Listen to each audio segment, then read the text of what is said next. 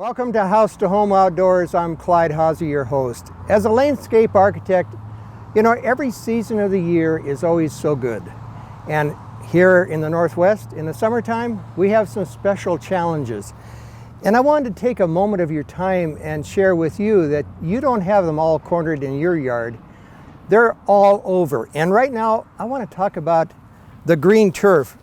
I stopped by Basin Sod this morning and I said, hey, I need a piece of sod that is just coming in that people are going to be laying down. It's nice and green.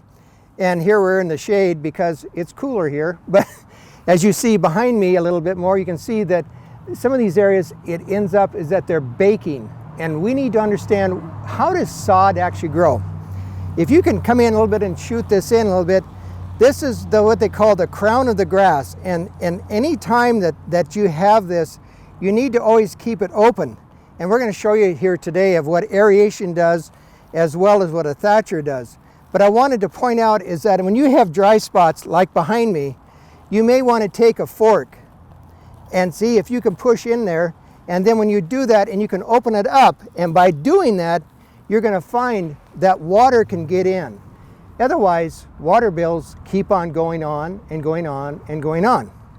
Well, with that being said, you need to also understand that sometimes it isn't just the turf itself, but you got to keep it open and keep it thatched. Keep it open, have aeration holes. If you go out to the golf course, you'll see that they have aeration going on a lot of the time, so the water can get down into the roots, and that's exactly what takes place.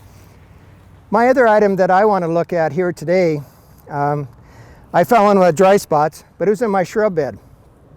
I started researching it, folks. I hope you can see this. That is a root of a plant.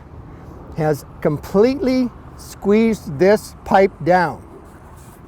And when it does, oh, there's no sunlight.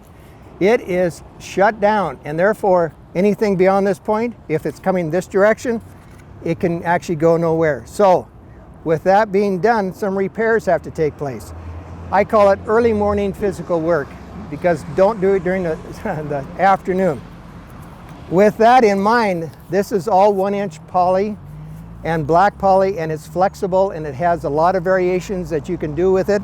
And I checked at River Ridge Hardware, and they have a new clamp with a tool, but it fits right on,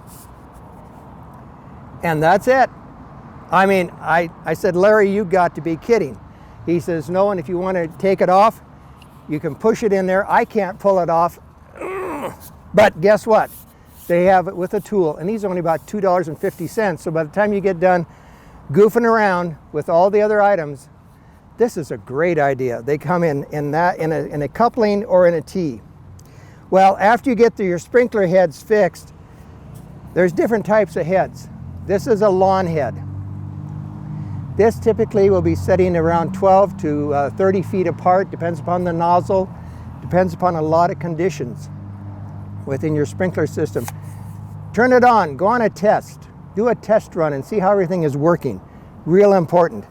If you have lawn heads, this is one thing I really point out, lawn heads, shrub heads, is to go ahead and check the filter system.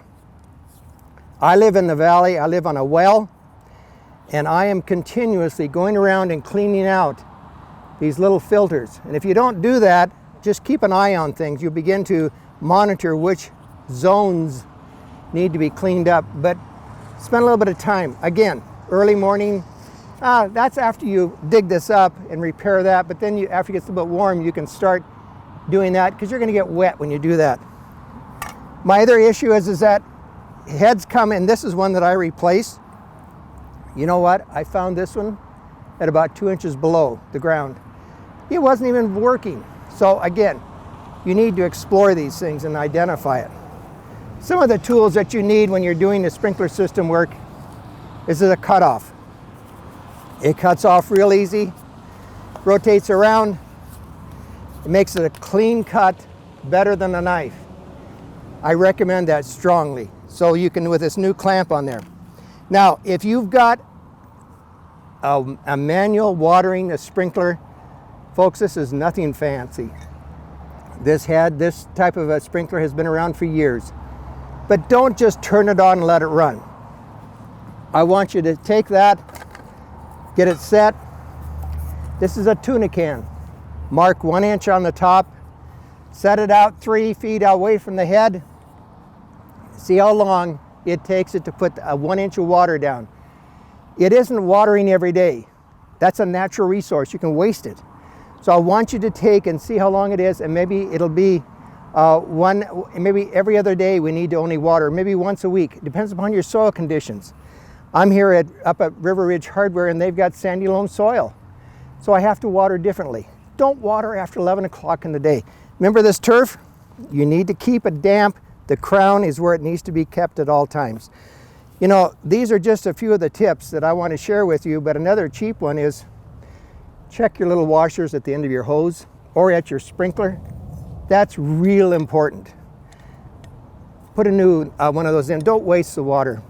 You know, we have so many things on our mind this time of the year, but I wanted to share this with you because it's important that you take charge of your own lawn, how it's going, what is going on, and identify it and see the needs.